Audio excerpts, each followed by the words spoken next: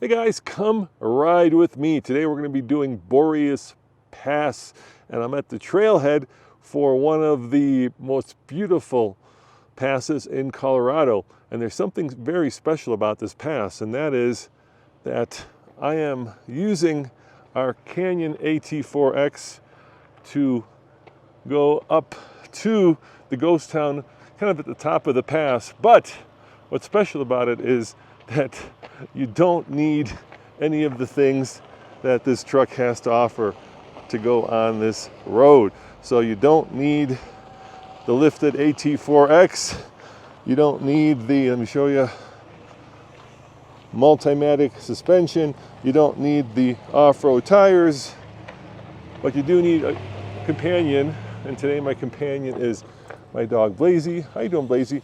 We're gonna go take a hike at the top at the little ghost town up there. You also don't need rock rails for sure. And let's get in here, show you what else you don't need. You don't need the off-road mode or even the auto or 4 high or even 4 low. You certainly don't need the locking front or rear lockers. In fact, all you need is a car. Now, you could do this pass probably in a Camry or an Accord, but it'd probably be more comfortable doing it in something like at least a small crossover. Just a little bit of height, because the road does get a little bumped up. There's some washboard, there are some sections that are relatively tight. And then if you're wondering, how do you get here? How do you find Boreas Pass Road? Well, it's easy. You use our friends over at Onyx Off-Road. You can get a 20% discount by clicking on the link below and using TFLoffroad for the discount code. And then you'll know exactly where we are. Or the other option is you can go into Breckenridge and look for Boreas Pass Road and then head east, and it'll take you to this trailhead right here. And then the pass kind of takes you to Como in South Park. Yes, that's South Park. And it basically was, let me put my seatbelt on, a pass that has been around hundreds of years, and it was originally used before the railroad was built to come here to Breckenridge for all the mining that went on. So this was a way to get here from Denver through South Park and then on this pass. So let me put it in drive and let's hit the road. You ready to go, Blazy? You ready, my man? You ready? Here, I'll give you a little scratchy. Good boy. Good boy. Let's open this, get some more light in here, and let's hit the Boreas Pass Road. Now this, like I said, road is basically a dirt road, and it is mainly open, I should say only open in the summer. I'm going to go through the gates right now, so I'm on the Breckenridge side of it. If you follow this road all the way to Como, then you'll experience some of the most beautiful aspen trees. Now I'm here obviously in August, so the aspen trees have not turned yet, but in the fall this is magnificent. So let's see what the signs say. So store food and trash in containers. Apparently there's a lot of bears around here, but I don't think you have to worry about that if you're driving. And then over here it says highway legal use only. So if you're thinking about taking an ATV on the trail, you probably don't want to do that. I have ridden my motorcycle on this, but basically what it says is you need a licensed vehicle to go on the Boreas Pass Road. And then over here to my left is a really great mountain biking trail, which you can also pick up at the trailhead. So you can mountain bike, but you just can't do it on this road. And I don't think I'd want to do it on this road just because there is a lot of car traffic, and especially at the start up here, it gets very narrow very quickly, and you can see that there are a lot of blind corners. So having taken this on my motorcycle, I'm always a little wary. Now there are potholes, as you can tell, and there is, if you look behind me, especially if it hasn't rained, a lot of dust that gets thrown up. So I'm not sure this would be, here comes a car, look at this, flying around the corner, and that's what I mean. You just gotta take it very slowly, especially on a motorcycle, because people drive this, I think, usually way too quickly. And so it's better if you're going to go mountain biking to do the mountain bike trail where you won't be afraid of getting hit by a car. Now, would I take an Accord or a Camry on this trail? Go ahead. Probably not, just because, like I said, there's washboard. It can get muddy, especially in the spring after the snow melts.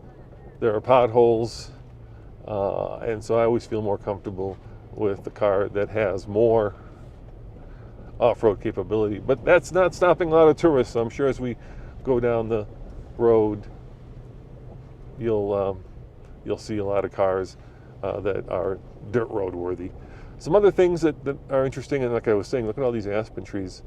In the fall, this just becomes a tunnel of gold, just incredibly beautiful. And maybe it might be worth actually coming back here in the fall just to show you how gorgeous this is. Now, if you look down here, if you can see it, some spectacular views. I can pull over here and give you a quick peek at this, and you can kind of see this beautiful lake below us. Let me pull over for a second here. And Doc thinks I'm going out. No, we're not going out, Blazy. We're just taking a little stop. It's okay. It's okay, buddy. We're going to go for a hike when we get to the top, so don't worry. It's okay, sweetie. It's okay. It's okay. Don't cry. All right, let me show you just this beautiful view of Breckenridge. So you zoom in. That is Breckenridge ski area, and of course below it is Breckenridge. And down here, if you can tell, there's a beautiful lake. Just some spectacular views, and we are up relatively high here.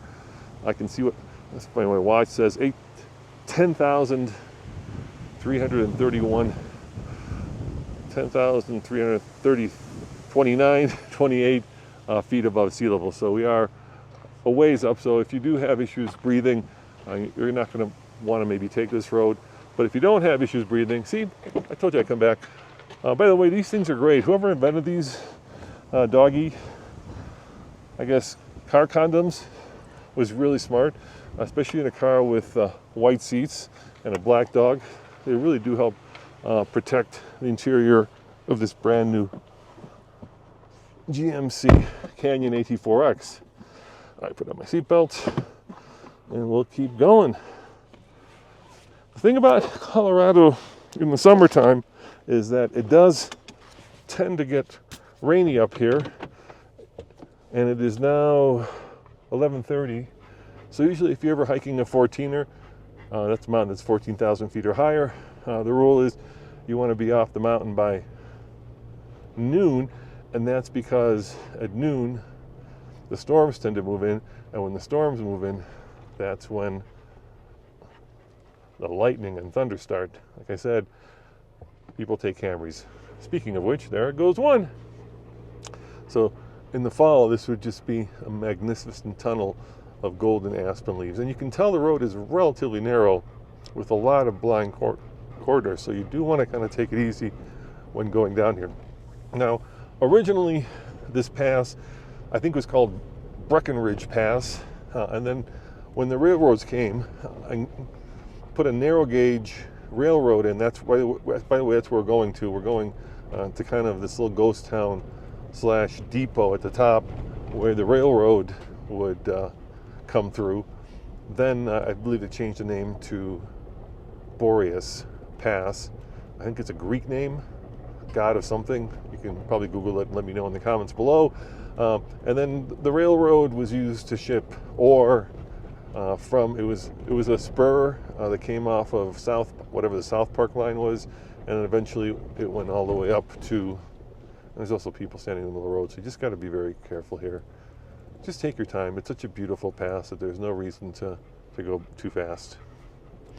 Anyway, they created the spur and then eventually went all the way to Leadville, and then all the ore that was mined here in Breckenridge, which is, of course, is an old mining town, and as well in Leadville, which of course is a lead mining town, came back into, I believe, Denver on the railroad. And that railroad was just a historic and incredible feat of construction, because they get something like 40 inches of snow, or Boreas Pass gets something like 40 inches of snow in the winter, and it's just pretty amazing that they actually ran a train through here. Once again, you can see these aspen trees, which make for a really stunning drive. And then that railroad, I believe, was closed in the 30s, and now this pass kind of remains between Breckenridge and Como, which is kind of right by South Park, Colorado. And it's a really beautiful trail with a lot of little spurs, potential camping areas. And I'm not sure what the camping situation is, if you're actually allowed to go camping up here, if you need permits. I've never camped up here, but in the past I have seen people camping in places like that. I have gone mushroom hunting, being of Eastern European descent. I do like my mushrooms. And that is plentiful here. You got to wait for a little bit of rain and then for a little bit of heat. I think we're coming into mushroom season now that it's August. And then there's also wild raspberries. There's not the mountain bike trail, but another, I think, hiking trail. So there's a lot of spurs coming off this trail, and you'll always encounter just a lot of what makes Colorado so beautiful. And there's somebody on a bike. And that is incredible views, incredible weather, and gorgeous mountains. And as soon as we come around, I believe, this corner, we're going to stop for a second, and I will show you one of the historic watering holes, or maybe watering depots for trains. See how narrow this gets? You just got to be very careful here. For when the train came through, and a lot of it is still preserved. And the ghost town is, I think, a historic town, so it is also preserved. There's still a lot of buildings up there, and then there's some pretty incredible hiking, which is why I'm coming up here to take Blazy for a very high mountain hike. So let's do this. Let's play a little bit of music here, maybe speed up the video, and then next stop will be the train watering. What are those called? Depots? I'm gonna go with depot. All right, editor, roll some music.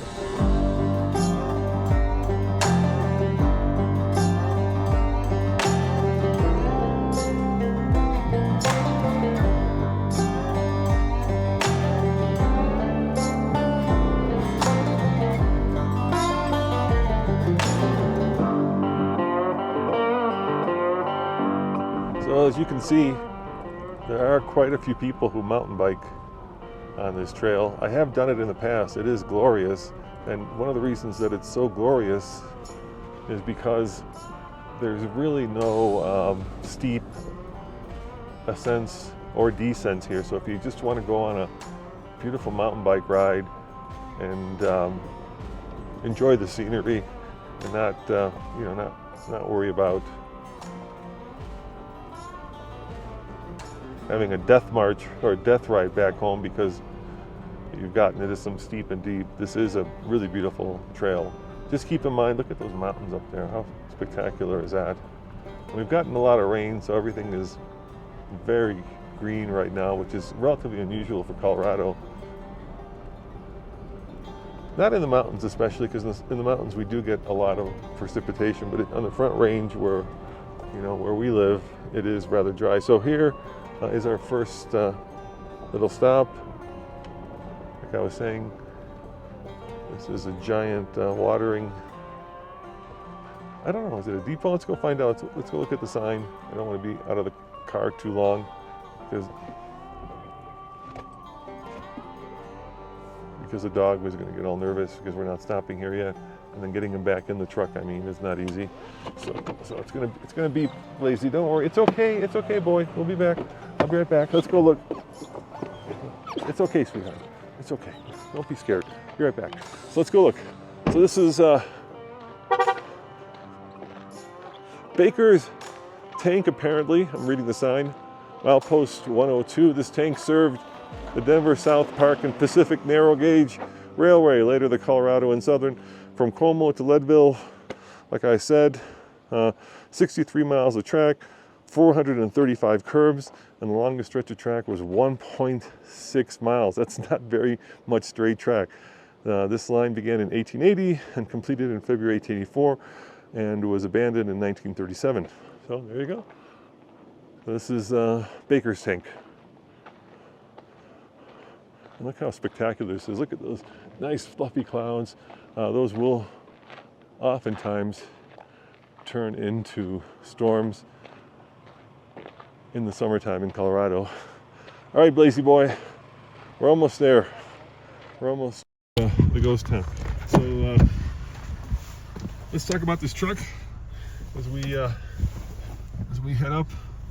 I've actually really fallen in love with this AT4X. Put on my seatbelt, my red seatbelt. How crazy is that, huh? Look at that.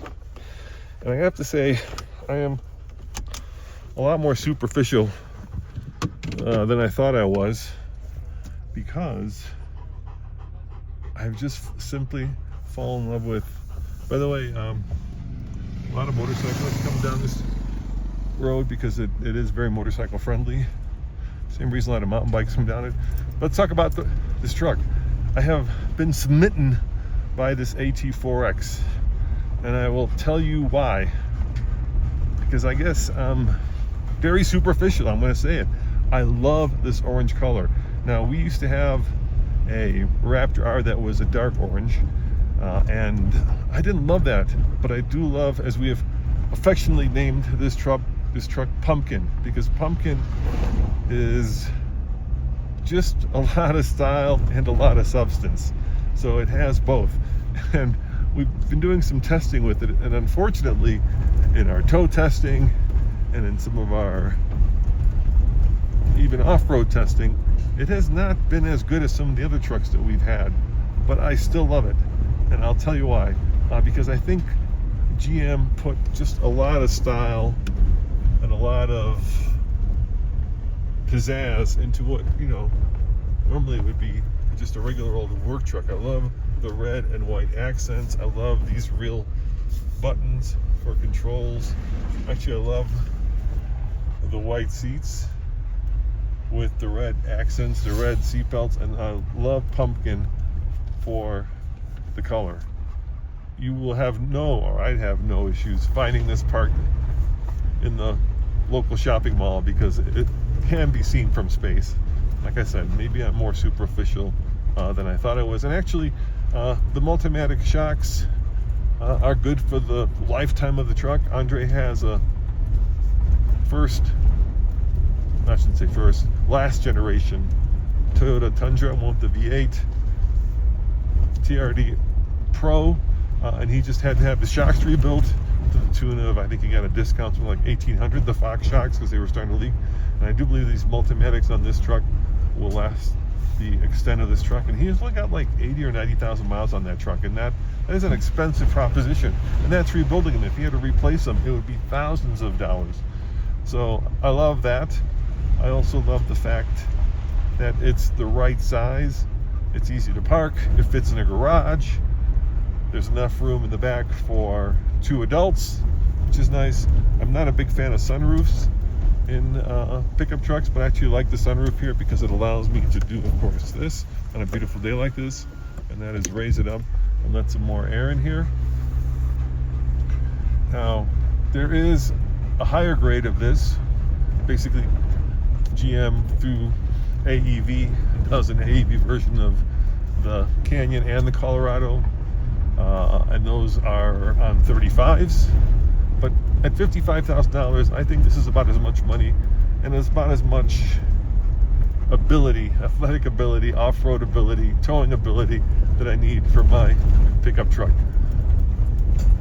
I did test drive, the one with all the AEB bits on it, so bumpers, more lift, 35s, and I'm not sure you really need it. I mean, I've got skid plates on this truck, I've got rock rails, and I've got style and pizzazz, which is, I think, about as much off-roadiness as someone who lives and off-roads a lot in the mountains actually needs. There is such a thing as lifting a truck too high, putting on too big of tires. I mean, all that makes it much better off-road, but makes it much worse on-road. And for me, this is a really good mix of both. Now, if you're wondering what kind of fuel economy I'm getting, you can see right there. This is after 189 miles, and that was coming up here to the high country, so most of that was going up the highway. It's getting 18.8. I think when I go back down the mountain, it'll be around 20-ish, which for a mid-sized truck is not grand, considering that our Maverick gets 42, one size down from this, a compact truck, twice the fuel economy, but that is a hybrid, and it is all-wheel drive, but it's really not very off-road worthy. Even though you could do it, you could take it out of this trail very easily. So, there's my quick critique of our Canyon AT4X. Very happy with this truck so far, no complaints. Plenty of power from that little 4-cylinder turbo, which a lot of people bemoan is no longer a 6-cylinder. Don't mind that. I think the 2.5 liter turbo is nice up here at now probably 11,000 feet above sea level, and it's a good combination. And yes, call me superficial, but I love pumpkin because of the color. All right, let's roll some more video and edit out some more music. And next stop place is going to be our little ghost town, and we're going to go for a little bit of a hike up there, up to those mountains.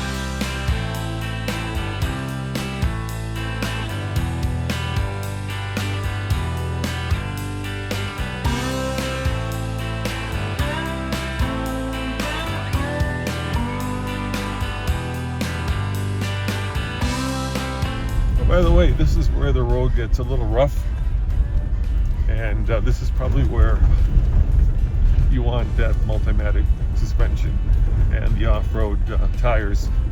It just gives you more sense of security. And if it does rain, or if a storm does come in, you just feel like you got the right tool for the right job. Once again, love having more off-road capability, even if the road doesn't call for it necessarily.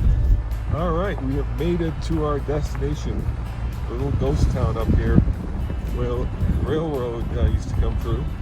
And if you're looking for a great way to spend a Saturday or Sunday, I would highly recommend this.